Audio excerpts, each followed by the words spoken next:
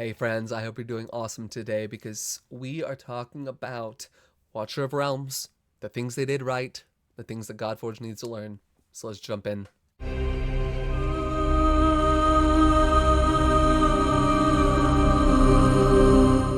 So, 8 things, and that's a long one. I'm going to try to make it as short as possible, but 8 things that Watcher of Realms did that Godforge cannot ignore. Some big ones, some small ones. We'll get into it. If you haven't checked out Watcher of Realms, it is a hero collector tower defense game. It's a little bit unique to the market. I like it. It doesn't hold my attention as much as I would like it to, but it does. And specifically, if you know of this game, and please put in the comments if you do, Phantasica from years ago. It's out of business now.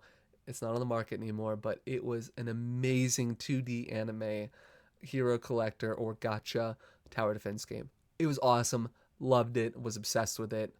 I wish this was a little bit more like it. I don't know why it doesn't hold my attention as much, but we'll get into why it does hold my attention in certain ways.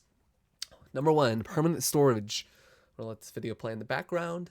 Permanent storage. Obviously, you have a storage box that you go in and you can hold stuff in. So that's your energy potions, your upgrading materials and stuff like that, different things for you to see. The main thing just being the energy potions, because in games like Raid Shadow Legends, they're in your inbox, but it goes away after a certain amount of time. There's no permanent storage of these energy potions. And you can see I have a lot here, and that's just from me jumping back on the game after a year or whatever.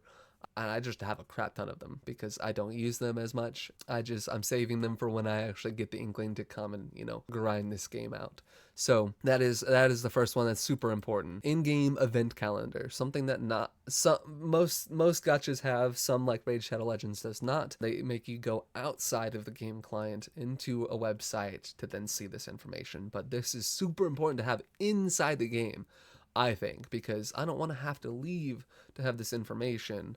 I want to stay in the game, because if I leave the game, then the game's going to shut down. I have to reload, go back to what I was doing, so on and so forth. I think having it in game right next to all of the events that are currently going on, spectacular idea. Wonderful thing that they did. Number 3, growing campaign. When I first played Watcher of Realms, it was right when it released, and it had 9 chapters. They have since released maybe it was 8 chapters, 8 or 9.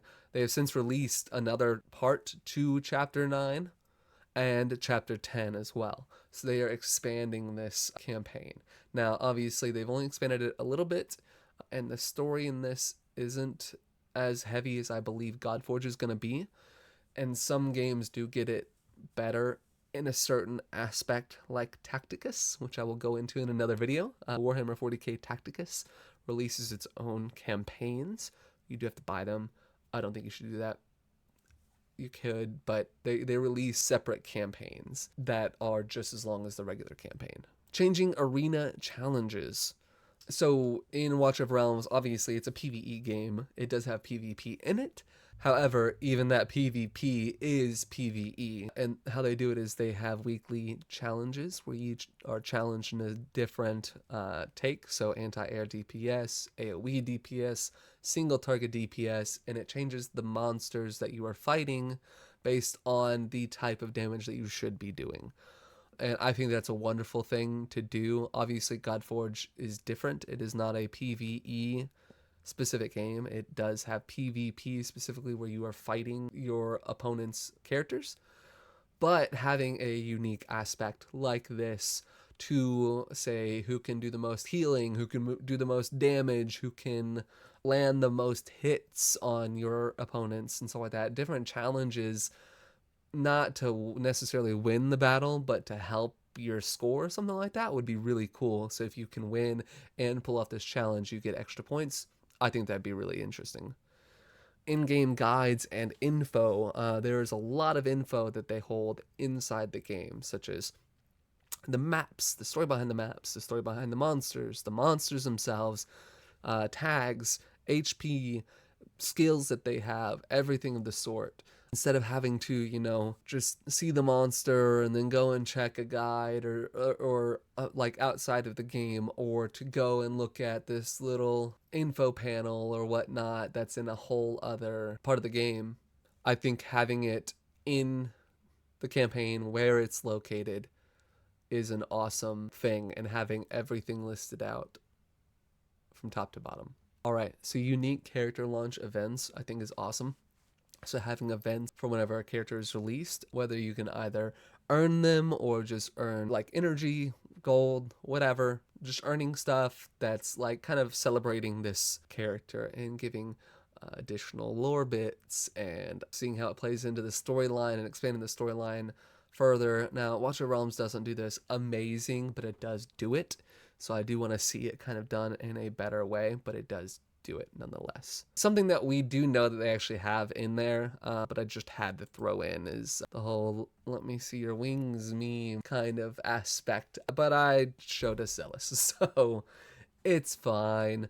But having this a way to see the beauty of the characters that Fateless has designed is the part that I want us to see. Number 8, final one, super easy mass upgrade system. All right, so super easy mass upgrade system. I know Raid implemented one later on, but Watcher did it super well. I don't know if this was added later on or whatnot, but it is super easy to just click to start up and go, click to level it up, to star up, to rank up, whatever, just to go and do it. It's amazing. It's so easy, especially when you're doing this with all 1 stars, commons, stuff like that. It's super easy to just click and go instead of having to click a character, add the stuff for them to level up with, blah, blah, blah, blah, blah, to do it step by step, one by one, click by click. That's awful. It takes way too long. I want it to just be a one-click thing. So yeah, that is 8 things that Watcher of Realms did wonderful that Godforge could learn to do as well. And I think they're going to do a lot of these things. But if you have any comments on things that I brought up, if you agree or don't agree, please let me know.